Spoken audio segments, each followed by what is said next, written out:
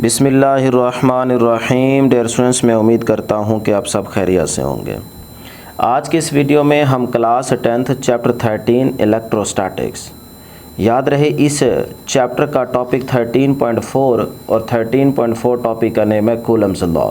तो Coulomb's law को पढ़ने जा रहे हैं।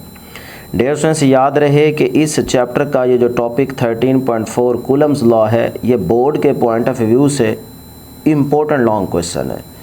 तो आप अपनी बुक ओपन करें और वहाँ पे मार्क कर लें और वहाँ पे इस टॉपिक के सामने लिख लें कि ये बोर्ड के पॉइंट ऑफ व्यू से इम्पोर्टेंट लॉन्ग क्वेश्चन है।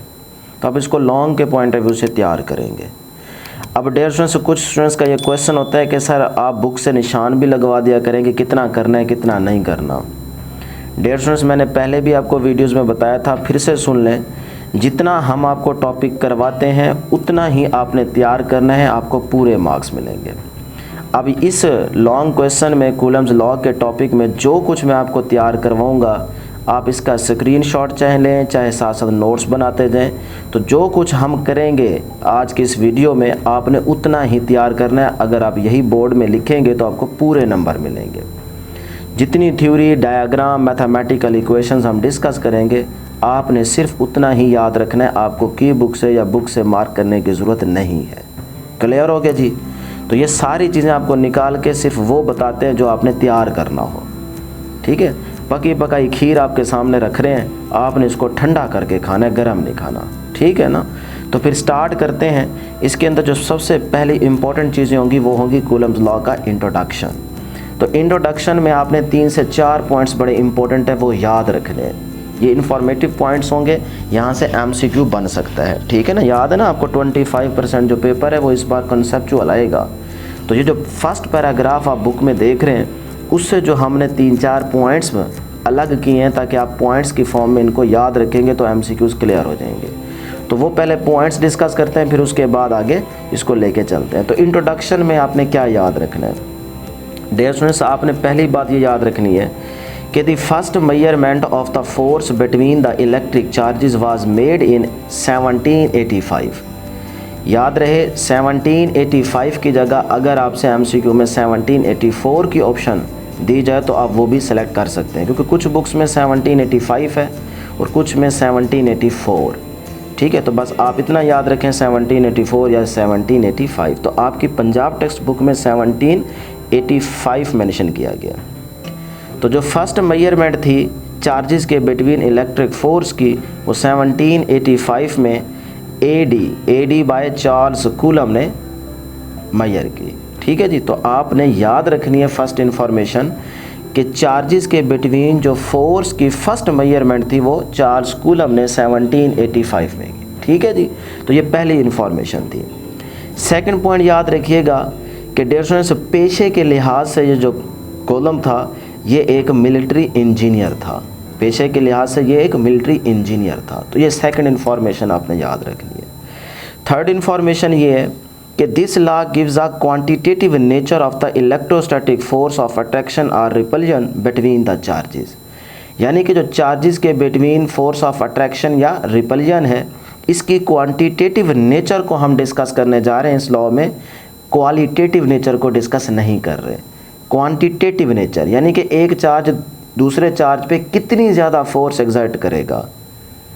ठीक है, अगर दो अपोजिट चार्जेस हैं तो वो दूसरे को अट्रैक्ट करेंगे, तो एक चार्ज दूसरे को कितनी ज़्यादा फोर्स से अट्रैक्ट कर सकता है, तो उस फोर्स की मैग्नीट्यूड को हम कैलकुलेट करेंगे आज के इस टॉपिक में। तो फिर आपने इतना याद रखना है कि कूलम्स लॉ में हम जो फोर्स की नेचर को डिस्कस करते हैं वो क्वांटिटेटिव नेचर को डिस्कस करते हैं। कौन सी? क्वांटिटेटिव नेचर, क्वालिटेटिव नहीं। उसके बाद लास्ट बड़ा इंपॉर्टेंट पॉइंट है नंबर 4 पे। इस इंफॉर्मेशन को अपने याद रखना है कि it is an empirical law, this implies that deduce from the experiment. यानी कि ये एक ऐसा लॉ है जिसको एम्पिरिकल लॉ का भी नाम दिया जा रहा है। कूलम्स लॉ को एम्पिरिकल लॉ का भी नाम देते हैं। एम्पिरिकल लॉ का मतलब ये है कि जो डायरेक्ट एक्सपेरिमेंट परफॉर्म करके डिड्यूस किया गया हो, इसके पीछे कोई थ्योरी नहीं है। सही है ना? तो ये डायरेक्ट एक्सपेरिमेंट परफॉर्म करके इस लॉ को रिड्यूस किया गया। तो ये पहली 4 इन्फॉर्मेशंस आपने अच्छे तरीके से अपने माइंड में बिठा लेनी है। अब डियर स्टूडेंट्स, कूलम्स लॉ की स्टेटमेंट को डिस्कस करने से पहले आपको कुछ लिमिटेशंस हम बताएंगे। यहाँ से आपका कॉन्सेप्चुअल शॉर्ट क्वेश्चन भी बन सकता है और एमसीक्यू भी बन सकता है। तो ये लिमिटेशंस आपको पता होनी चाहिए। ये सारी बातें आपने अच्छे तरीके से तैयार करनी है, ठीक है, इनको याद रखना है। तो सबसे पहली जो लिमिटेशन है वो देखिएगा, कहते हैं this law is only applicable to static charges, यानी कि कूलम लॉ आप अप्लाई कर सकते हैं उन चार्जेस पे जो चार्जेस क्या हों, रेस्ट पे हों, स्टैटिक फॉर्म में हो, मूव ना कर रहे हों, ठीक है जी। तो जो चार्जेस स्टैटिक चार्जेस होंगे कूलम लॉ उन पे आप अप्लाई कर सकते हैं। स्टैटिक चार्जेस का मतलब एट रेस्ट, जो रेस्ट पे चार्जेस होंगे। क्लियर है जी। सेकंड एप्लीकेशन बड़ी इंपॉर्टेंट है, इसको भी आपने गौर से सुनना है और देखना है। कहते हैं this law is applicable two point charge, यानी कि जो कूलम लॉ है ये पॉइंट चार्जेस के लिए एप्लीकेबल होगा। सिर्फ चार्ज नहीं कहना, पॉइंट चार्ज, ये वर्ड बड़ा इंपॉर्टेंट है। पॉइंट चार्ज के लिए ये एप्लीकेबल होगा। आगे मैंने उसी पॉइंट चार्ज को थोड़ा एक्सप्लेन किया है। क्या मतलब है इसका, कि distance between the charges should be very large as compare to their size, यानी कि मैं इसको आसान भाषा में समझाता हूँ। सपोज़ करें कि ये आपके पास एक चार्ज है, सही है, बस अभी ये चार्ज है और दूसरा इससे दूर यहाँ पे एक चार्ज रखा हुआ है, ठीक है। अब डियर स्टूडेंट्स, अगर इस पॉजिटिव चार्ज का अगर आप साइज़ देखें तो ये सारा इसका साइज़ है। अगर इस पॉजिटिव चार्ज का ये साइज़ इस दूसरे चार्ज से ये जो डिस्टेंस है इस डिस्टेंस से कम हो, छोटा हो, इस पॉजिटिव चार्ज का साइज़ मैग्नीट्यूड अगर दूसरे चार्ज से ये जहाँ तक का डिस्टेंस बन रहा है इस डिस्टेंस से कम हो तो ये वाला चार्ज आपका पॉइंट चार्ज कहलाएगा, ठीक है। मतलब दूसरे चार्ज से इस चार्ज तक का डिस्टेंस अगर ज़्यादा हो इस चार्ज के साइज़ से, इस चार्ज के मैग्नीट्यूड से, तो फिर ये वाला चार्ज आपका पॉइंट चार्ज कहलाएगा, ठीक है। तो आप सिंपल कह सकते हैं कि charge which is concentrated over a small region, ठीक। तो यही चीज़ मैंने यहाँ पे मेंशन की है। तो पॉइंट चार्ज का आपको क्लियर हो गया होगा कि पॉइंट चार्ज क्या है, एक ऐसा चार्ज जिसका मैग्नीट्यूड या साइज़ किसी दूसरे चार्ज से जो डिस्टेंस होता है उससे क्या हो, कम हो, तो ये फिर आपका चार्ज पॉइंट चार्ज कहलाएगा। तो कूलम लॉ की सेकंड जो एप्लीकेशन आपको हमने बताई है, सॉरी लिमिटेशन बताई है, वो क्या है कि कूलम लॉ पॉइंट चार्जेस पे एप्लीकेबल होगा। पॉइंट चार्जेस के अलावा अगर कोई आप चार्ज लेते हैं जो बड़े साइज़ का होगा वहाँ पे अप्लाई नहीं होगा। वैसे तो देखा जाए तो कर सकते हैं, लेकिन उसकी फिर जाहिर सी बात है मैग्नीट्यूड, उसका फील्ड बहुत स्ट्रॉन्ग होगा, बहुत ज़्यादा रीजन तक लाई कर रहा होगा, तो उसकी फोर्स की मैग्नीट्यूड को कैलकुलेट करना बहुत मुश्किल हो जाएगा, ठीक है। अगर जितना साइज़ में छोटा चार्ज होगा तो जाहिर सी बात है उसके बाहर उसका फील्ड भी एक ख़ास रीजन तक होगा, तो उसमें जो फोर्स एग्जर्ट हो रही होगी किसी दूसरे चार्ज पे, तो उस फोर्स को या उस फोर्स की मैग्नीट्यूड को कैलकुलेट करना आसान है। तो इसीलिए कूलम ने पॉइंट चार्ज लिए हैं। क्लियर होगी ये बातें। अब हम स्टार्ट करते हैं इसकी स्टेटमेंट को। तो जैसे स्टेटमेंट ज़रा गौर से देखिएगा। कहता है the force of attraction or repulsion between the two point charges is directly proportional to the product of the quantity. Quantity का मतलब यहाँ पे मैग्नीट्यूड है, ठीक है। क्वांटिटी का मतलब यहाँ पे क्या है, magnitude. And inversely proportional to the square of the distance between them. बड़ी सिंपल डेफिनेशन है, स्टेटमेंट है कूलम लॉ की कि force of attraction or repulsion between the two point charges is directly proportional to the product of the magnitude of the charges. यानी कि इसको थोड़ा diagram से समझ लें, फिर आपको स्टेटमेंट भी समझ आ जाएगी कि क्या कहना चाह रहा है वो स्टेटमेंट में। डेढ़ जरा डायग्राम को गौर से देखिएगा। हमारे पास एक ये पॉजिटिव चार्ज है, दूसरा ये पॉजिटिव चार्ज है। दोनों चार्जेस के बिटवीन ये हमारे पास क्या है, सेपरेशन है, डिस्टेंस है, जिसको आर से डिनोट किया हुआ है। इस चार्ज को हम नाम दे रहे हैं Q1 का, इस चार्ज को हम नाम दे रहे हैं Q2 का। अब डियर स्टूडेंट्स, इससे पहले के लेक्चर में आपको बता चुका हूँ कि लाइक चार्जेस एक दूसरे को क्या करते हैं, रिपेल करते हैं। अब ये दोनों सेम चार्जेस हैं तो ये एक दूसरे पे फोर्स एक्सर्ट करेंगे, रिपल्सिव फोर्स। यानी कि ये वाला चार्ज इस चार्ज पे फोर्स एक्सर्ट करेगा कि चल भाई परे हट, तो ये फोर्स एक्सर्ट हो रही है। ये वाला चार्ज भी इस चार्ज पे फोर्स एक्सर्ट करेगा, चल तू भी परे हट। तो ये देख सकते हैं आप यहाँ पे दोनों चार्जेस एक दूसरे को क्या कर रहे हैं, रिपेल कर रहे हैं, एक दूसरे से दूर हो रहे हैं। तो यहाँ पे सेम चार्जेस की वजह से जो फोर्स अप्लाई की जा रही है वो रिपल्सिव फोर्स है। तो हम जानते हैं कि लाइक चार्ज एक दूसरे को रिपेल करते हैं। इसी तरह अगर आप इस डायग्राम में देखें तो एक पॉजिटिव चार्ज है और एक दूसरा नेगेटिव चार्ज है, और दोनों के बिटवीन डिस्टेंस क्या है, r, यानी कि इस r डिस्टेंस पे दोनों को प्लेस किया गया है। अब अपोजिट चार्जेस जो होते हैं ये एक दूसरे को अट्रैक्ट करते हैं, क्योंकि पॉजिटिव नेगेटिव को अपनी तरफ खींचेगा और नेगेटिव पॉजिटिव को अपनी तरफ खींचेगा। तो ये वाला चार्ज इस पर फोर्स एक्सर्ट करेगा कि चल भी तू मेरे पास आ, और ये वाला चार्ज भी इस पर फोर्स एक्सर्ट करेगा कि तू भी मेरे पास आ। तो यहाँ पे आप देख सकते हैं कि अपोजिट चार्जेस एक दूसरे की तरफ अट्रैक्ट हो रहे हैं, मतलब अनलाइक चार्जेस एक दूसरे को अट्रैक्ट कर रहे हैं। तो यहाँ फोर्स ऑफ अट्रैक्शन और यहाँ फोर्स ऑफ रिपल्शन। तो अब यही स्टेटमेंट में कहा जा रहा है कि चाहे इस केस में चाहे इस केस में जो फोर्स ऑफ अट्रैक्शन या रिपल्शन है बिटवीन द 2 पॉइंट चार्जेस, याद रहे ये पॉइंट चार्जेस हैं, ये पॉइंट चार्जेस लिए जा रहे हैं, ये जहन में रखिएगा। तो द फोर्स ऑफ अट्रैक्शन और repulsion between the 2 point charges is directly proportional to the product of the magnitude of 2 charges. यानी कि जो फोर्स यहाँ पे एक्सर्ट हो रही है, चाहे रिपल्सिव चाहे अट्रैक्टिव, वो इन चार्जेस के प्रोडक्ट के मैग्नीट्यूड के डायरेक्टली प्रोपोर्शनल होगी। कि अगर चार्जेस के प्रोडक्ट का मैग्नीट्यूड बढ़ेगा तो फोर्स भी बढ़ेगी। पहली बात ये याद रखें। दूसरी बात कि वही फोर्स ऑफ अट्रैक्शन या रिपल्शन इन चार्जेस के बिटवीन जो ये सेपरेशन है, डिस्टेंस है, इसके स्क्वायर ऑफ द डिस्टेंस के क्या है, इन्वर्सली प्रोपोर्शनल है। बस ये कूलम्स लॉ की स्टेटमेंट है। अब इसी चीज़ को आप थोड़ा मैथमेटिकल देखेंगे तो आपको और मज़ीद क्लियर हो जाएगा। देखें जी, मैथमेटिकल हमने कहा फोर्स ऑफ अट्रैक्शन या repulsion between the 2 charges, product of the charges के मैग्नीट्यूड के क्या है, डायरेक्टली प्रोपोर्शनल। तो वही बात मैंने लिख दी है। देखें, force is directly proportional to the product of the 2 charges. ये दोनों चार्जेस का प्रोडक्ट है, उनकी मैग्नीट्यूड के क्या है, फोर्स डायरेक्टली प्रोपोर्शनल है। तो ये बात बन गई इक्वेशन नंबर 1। ठीक है जी, तो ये इक्वेशन नंबर 1 बन गई हमारे पास। जो कुछ स्टेटमेंट में लिखा और डायग्राम में देखा वही आप मैथमेटिकल लिख रहे हैं, कोई मुश्किल काम नहीं है, बहुत आसान टॉपिक है। अब आपने दूसरी स्टेटमेंट क्या देखी थी? दूसरी स्टेटमेंट स्टूडेंट्स ये थी कि यही force square of the distance के क्या है, इन्वर्सली प्रोपोर्शनल है। तो ये देखें, उसको मैथमेटिकल लिखें, यही फोर्स इन्वर्सली प्रोपोर्शनल है स्क्वायर ऑफ द डिस्टेंस के, और डिस्टेंस को हमने r से डिनोट किया हुआ है। तो ये बन गई इक्वेशन नंबर 2।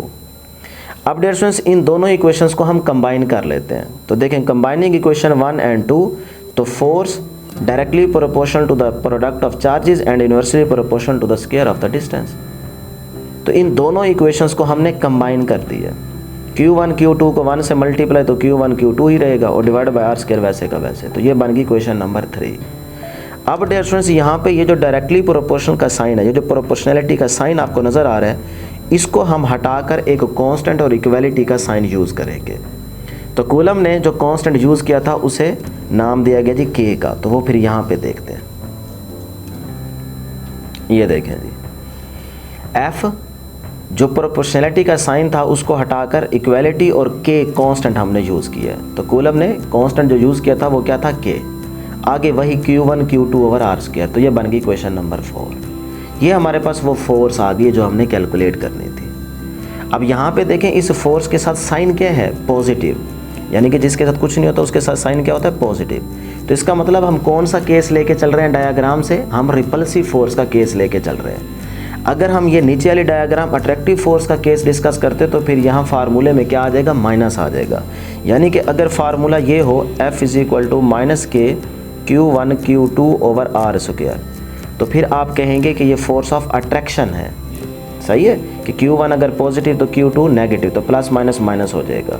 तो अगर फार्मूले में माइनस नज़र आ जाए तो वो फोर्स ऑफ अट्रैक्शन को रिप्रेजेंट करेगा। अगर फार्मूले में F is K Q1 Q2 over r square नज़र आ जाए तो फिर ये फोर्स ऑफ रिपल्जन को शो कर रहा होगा फार्मूला। ठीक है जी, तो दोनों में से कोई एक केस आप ले सकते हैं। तो बुक ने रिपल्सिव फोर्स को डिस्कस किया है, इसलिए हमारा भी जो इक्वेशन नंबर 4 में रिजल्ट आया है वो रिपल्सिव फोर्स का है। क्लियर हो गया जी? तो हमारा रिजल्ट आ चुका है। अब हम इस फार्मूले में थोड़ा सा देखते हैं कि जो k है ये किस चीज़ को डिनोट करता है। तो where k is the Coulomb constant. सही। अब इस k का जो फार्मूला है वो आपने याद रखना है, वो आपसे MCQ में भी पूछा जा सकता है। तो k is equal to 1/4 pi epsilon naught के इक्वल होता है। इसको आपने ऐसे ही याद रखना है, ठीक है ना। k is equal to 1/4 pi epsilon naught. अब डियर स्टूडेंट्स, इसकी जगह जो वैल्यू कूलम ने लिखी है वो है 9 × 10⁻⁹ न्यूटन मीटर स्क्वायर पर कूलम स्क्वायर। ये भी आपका इंपॉर्टेंट इस टॉपिक से एमसीक्यू बनेगा। ये दोनों आपके इंपॉर्टेंट एमसीक्यू है। पहले के का फार्मूला याद रखना है 1/4πε0, फिर इस के की वैल्यू को याद रखना है 9 × 10⁻⁹, साथ में यूनिट बड़ा इंपॉर्टेंट है, इसको भी याद रखना है न्यूटन मीटर स्क्वायर पर कूलम स्क्वायर। अब ये यूनिट कैसे आता है वो आप इस फार्मूले से निकाल सकते हैं। देखें के को अपनी जगह पे रहने दें, ये आर स्क्वायर इधर जाके क्या हो जाएगा मल्टीप्लाई, तो फोर्स का क्या होता है न्यूटन, आर का स्क्वायर है तो मीटर स्क्वायर, और दोनों चार्जेस मल्टीप्लाई हो रहे हैं के साथ, नीचे आके डिवाइड हो जाएंगे, तो क्यू का भी कॉलम और दूसरे का भी कॉलम तो कॉलम का स्क्वायर। तो ये देखें न्यूटन मीटर स्क्वायर पर कूलम स्क्वायर, तो न्यूटन मीटर स्क्वायर पर कूलम स्क्वायर बन गया। ठीक है, बात समझ आ गई ना। तो इस तरह से ये आपने के की वैल्यू, फार्मूला और यूनिट याद रखना है, फुल इसको रट्टा लगा ले। अब डिस्टेंस ये वैल्यू आती कैसे है, यानी कि आपका ये क्वेश्चन हो सकता है कि सर इसको याद तो हम कर लेंगे, बुक में भी डायरेक्ट बताया गया है, लेकिन ये वैल्यू आती कैसे है। तो डिस्टेंस बहुत सिंपल है, इस फार्मूले में अगर वैल्यूज पुट करें तो आपके पास यही आंसर आता है। तो देखते हैं कैसे आपने पुटिंग करनी है। इस फार्मूले में 1/4πε0 में जो ε0 है ये आपके पास परमिटिविटी ऑफ फ्री स्पेस को रिप्रेजेंट करता है। अब परमिटिविटी ऑफ फ्री स्पेस को हम अच्छे तरीके से एक्सप्लेन कर सकते हैं, लेकिन आपकी बुक ने नहीं किया एक्सप्लेन, तो आप भी इसको रहने दें। जब आप हायर क्लासेस में आएंगे, एफएससी में आएंगे, तो आपको डिस्टेंस वहाँ पे परमिटिविटी ऑफ फ्री स्पेस का डिटेल में कॉन्सेप्ट दिया जाएगा। सही है, तो बुक ने यहाँ पे इसको डिस्कस नहीं किया, जस्ट उसने बताया कि ये परमिटिविटी ऑफ फ्री स्पेस है, तो इसीलिए हम भी सिर्फ आपको इतना बता रहे हैं। अदरवाइज इसकी डेफिनेशन, इसका कॉन्सेप्ट, इसके एमसीक्यूज वो बहुत सारे बन सकते हैं। ठीक है, लेकिन वो आपकी ज़रूरत नहीं है। जितना आपकी बुक में टॉपिक है आप उतना करेंगे तो आपको बोर्ड वाले नंबर देंगे। अगर आप एक्स्ट्रा करेंगे तो वो भी आपके लिए नुकसान है, अगर आप कम लिखेंगे वो भी आपके लिए नुकसान है। जितना बुक में है उतना ही आपने याद रखना है, मैट्रिक के लिए ज़रूरी होता है। तो ε0 क्या है, परमिटिविटी ऑफ फ्री स्पेस। इसकी जो वैल्यू होती है इसको अब आपने याद रखना है। ये भी आपसे एमसीक्यू में पूछी जा सकती है, क्योंकि 25% एनालिटिकल बेस आएगा, कॉन्सेप्चुअल आएगा, अनसीन पेपर आएगा। तो ε0 की जो वैल्यू होती है 8.85 × 10⁻⁻12। साथ में इसका यूनिट बड़ा इंपॉर्टेंट है। जो के की वैल्यू में यूनिट था उसको उलट कर दें। वहाँ क्या था न्यूटन मीटर स्क्वायर पर कूलम स्क्वायर, यहाँ कूलम स्क्वायर पर न्यूटन मीटर स्क्वायर कर दें, उलट कर दें। और इसको अगर कैलकुलेट करना चाहें तो वो भी यहाँ से कैलकुलेट कर सकते हैं कि के की जगह ये फार्मूला लिखेंगे, फिर ε0 को अपनी जगह पे रहने दें, सारी चीज़ें इस तरफ ले जाएंगे तो ये यूनिट आ जाएगा। सही है ना। तो ε0 की वैल्यू 8.85 × 10⁻⁻12, और साथ में यूनिट क्या रहेगा, के की वैल्यू का उलट कर दे, कूलम स्क्वायर पर न्यूटन मीटर स्क्वायर। ठीक है, इसको अच्छे तरीके से याद करें। अब के की फार्मूले में इन वैल्यूज़ को पुट करते हैं। 1 ये 1, 4 ये 4, पाई की जगह 3.14 और ε0 की ये वैल्यू लिख दें। अब कैलकुलेटर पे आप इसको सॉल्व करें तो डियर स्टूडेंट्स आपके पास जो आंसर आएगा वो आएगा 8.99 × 10⁻⁹। तो वो 8.99 को आप 9 लिख सकते हैं। तो ये आपके पास आंसर आ जाएगा 9 × 10⁻⁴। ये मैंने यहाँ पे शो कर दिया कि ये वाला आंसर आ जाएगा 9 × 10⁻⁹। तो इस तरह ये के की वैल्यू आती है। आपकी बुक ने इस तरह से कैलकुलेट नहीं की, के की वैल्यू डायरेक्ट बताई है, लेकिन आपको डायरेक्ट भी याद रखनी है। और अगर आपने इसको कैलकुलेट करना चाहें तो वो इस तरह से इस फार्मूले में वैल्यूज़ पुट करके आप कैलकुलेट कर सकते हैं। ये आपको पता होना चाहिए। ठीक है जी। तो अब डियर टॉपिक हमारा एंड होने जा रहा है। अब बड़ा इंपॉर्टेंट एमसीक्यूज और शॉर्ट क्वेश्चन बन सकते हैं कि ये जो के को हम डिस्कस करते आ रहे हैं इस फार्मूले से, और याद रहिएगा इस इक्वेशन नंबर 4 में जो फोर्स का रिजल्ट है ये जस्ट फोर्स की मैग्नीट्यूड का रिजल्ट है। ये वेक्टर फॉर्म नहीं है, ये मैग्नीट्यूड है, मैग्नीट्यूड। इसीलिए देखें फोर्स के ऊपर एरो नहीं लिखा। सही है ना। तो ये फोर्स की मैग्नीट्यूड हमने निकाली है, ये भी आपको पता होना चाहिए। अगर फोर्स को वेक्टर फॉर्म में निकालेंगे तो फिर यहाँ पे आर यूनिट वेक्टर आ जाएगा और इसके ऊपर एरो आ जाएगा। तो मैं यहाँ पे लिख रहा हूँ इन वेक्टर फॉर्म। अगर कोई करना चाहे तो वो कर सकते हैं। ये देखिए अब एरो आ गया ना, तो के Q1 Q2 over are square और साथ में आर कैप लगा दें। अब ये आर कैप क्या बला होती है ये भी आप अगली क्लासों में पढ़ेंगे। अभी सिर्फ निशानी के तौर पे याद रख लें, क्योंकि अगर किसी बच्चे के माइंड में ये क्वेश्चन है कि फोर्स तो वेक्टर क्वांटिटी होती है, तो सर ने यहाँ ऊपर एरो नहीं लगा रखा। तो मैंने यहाँ पे फोर्स की मैग्नीट्यूड को डिस्कस किया हुआ है। अगर आप वेक्टर फॉर्म में डिस्कस करेंगे फोर्स को तो फिर ये फार्मूला बनेगा। ये छोटी छोटी बातें आपने डिफरेंस याद रखनी है, माइंड में रखनी है। अब आपसे शॉर्ट क्वेश्चन और एमसीक्यू पूछा जा सकता है, तो बड़े इंपॉर्टेंट है। टॉपिक का लास्ट हम पार्ट डिस्कस करने जा रहे हैं, तो वो ज़रा गौर से देख लें।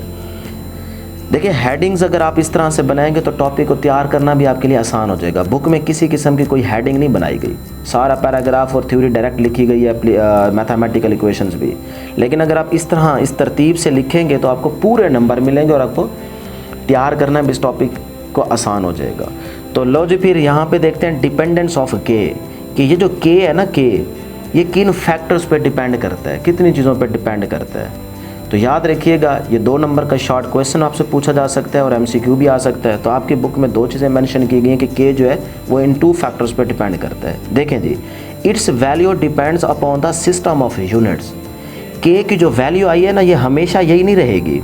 हाँ, जब ये वाला यूनिट रहेगा ना, ऐसा ये वाला यूनिट होगा, तब वैल्यू ये रहेगी।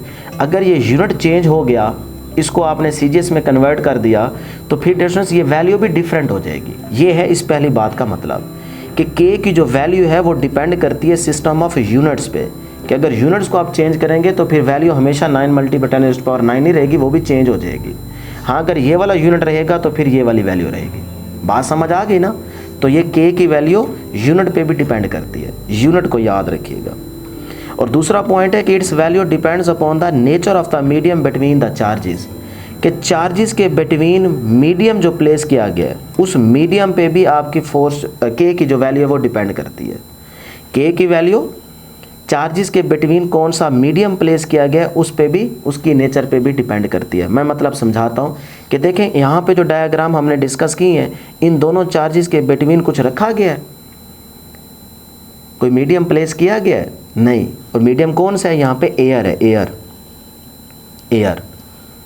तो इस टाइम बीच में कोई इंसुलेटर नहीं रखा गया, डाइलेक्ट्रिक मीडियम प्लेस नहीं किया गया, तो इस टाइम दोनों चार्जेस के बिटवीन हवा है, सिर्फ एयर है। तो एयर के लिए जो वैल्यू होती है वो होती है 1.0006, जिसको आप नियरली इक्वल टू 1 कह सकते हैं। तो इसीलिए जब आप यहाँ पे देखेंगे तो आपको फार्मूले में के की जगह एप्सिलॉन नॉट की वैल्यू के साथ जो मल्टीपल फैक्टर नज़र आता है वो 1 होता है। सही है ना? के साथ नहीं, के की तो यही वैल्यू रहेगी 1/4 पे एप्सिलॉन नॉट। लेकिन इस एप्सिलॉन नॉट के साथ जो मल्टीपल फैक्टर होता है, यानी कि मीडियम कौन सा प्लेस किया गया, वो यहाँ पे एयर है, इसलिए कुछ भी नहीं है, यहाँ पे 1 है। अगर कोई चीज़ यहाँ पे होती तो फिर एप्सिलॉन नॉट के साथ उसको जोड़ा जाता। क्लियर है ना? तो फिर ये डियर स्टूडेंट्स दूसरा आपका इंपॉर्टेंट पॉइंट था। लास्ट में कुछ इंपॉर्टेंट एमसीक्यूज़ हैं, ये आपने तैयार करने कि जो हमने अभी तक पढ़ा है इसमें अगर हम थोड़ा सा गौर करें तो हमें 2-3 पॉइंट्स मिलते हैं। तो उनको मैंने यहाँ पे लिखा है, वो एमसीक्यूज़ बन सकते हैं, इनको भी आपने अच्छे तरीके से तैयार करना है। Number 1, Coulomb force is a mutual force. बड़ा इंपॉर्टेंट पॉइंट है dear students, Coulomb's force is a mutual force. क्या मतलब है इसका? यानी कि अगर कोई आपको चक्कर दे कि ये वाला चार्ज अगर इस पर 5 न्यूटन की फोर्स एग्जर्ट करता है, तो ये वाला चार्ज इस पर कितनी फोर्स एग्जर्ट करेगा? तो फिर याद रख लें, coulomb force is a mutual force. Mutual force का मतलब ये है कि जितनी ये वाला चार्ज फोर्स इस पे एग्जर्ट करेगा, ये वाला भी उतनी ही फोर्स इस पे एग्जर्ट करेगा, दोनों बराबर की करेंगे एक दूसरे पे। और फिर अगर कोई आपको ये चक्कर दे कि ये एक बड़ा चार्ज है, ये लो, और ये एक छोटा चार्ज है, अब बताओ कौन सा चार्ज ज़्यादा फोर्स एग्जर्ट करेगा? अब सपोज करें अगर ये 15 न्यूटन की फोर्स एग्जर्ट इस पे करता है, तो ये वाला इस पे कितनी करेगा? बच्चे कहते हैं सर ये थोड़ी फोर्स एग्जर्ट करेगा क्योंकि छोटा चार्ज है। नहीं डियर स्टूडेंट्स, आपने याद रखना है coulomb force is a mutual force. और म्यूचुअल फोर्स का मतलब है कि ये वाला चार्ज, बड़े वाला चार्ज चाहे इस छोटे वाले चार्ज पे जितनी मर्जी फोर्स एग्जर्ट करे, छोटे वाला भी इस बड़े चार्ज पे उतनी ही फोर्स एग्जर्ट करेगा। ये है म्यूचुअल फोर्स का मतलब। तो आपने किसी किस्म के चक्कर में नहीं आना, आपने याद रखना है coulomb force is a mutual force, मतलब एक चार्ज जितनी दूसरे चार्ज पे फोर्स एग्जर्ट करता है, दूसरे वाला भी उतनी ही फोर्स इस पहले वाले चार्ज पे एग्जर्ट करेगा, दोनों बराबर की फोर्स एग्जर्ट करेंगे, ये इसका मतलब है। और सेकंड बड़ा इंपॉर्टेंट पॉइंट है, it is a central force. इसी कूलम फोर्स को सेंट्रल फोर्स भी कहते हैं डियर स्टूडेंट्स। क्यों? कि देखें दोनों चार्जेस के सेंटर को जो लाइन मिला रही है ना, उस लाइन पे फोर्स एग्जर्ट हो रही है।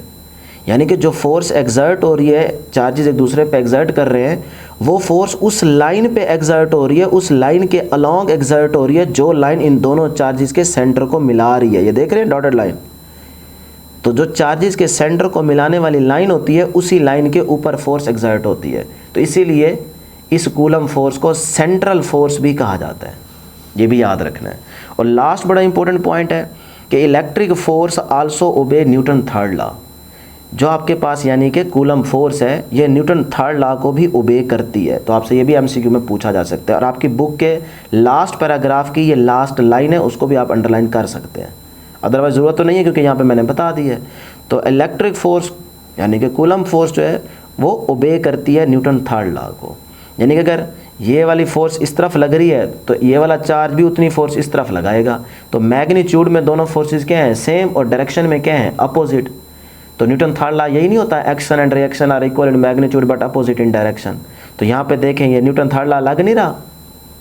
ये वाला चार्ज अगर इस तरफ फोर्स लगा रहा है तो ये वाला चार्ज इस तरफ लगा रहा है। तो दोनों मैग्नीट्यूड यानी कि जितनी फोर्स ये लगाएगा उतना ही ये चार्ज इस पर फोर्स लगाएगा।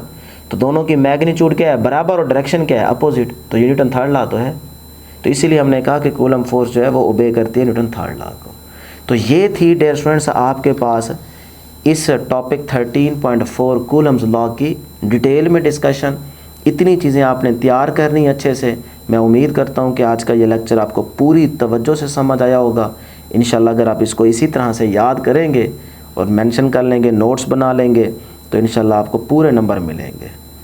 तो फिर आज के लिए इतना ही। इंशाल्लाह नेक्स्ट वीडियो में मुलाकात होगी। अल्लाह हाफिज़।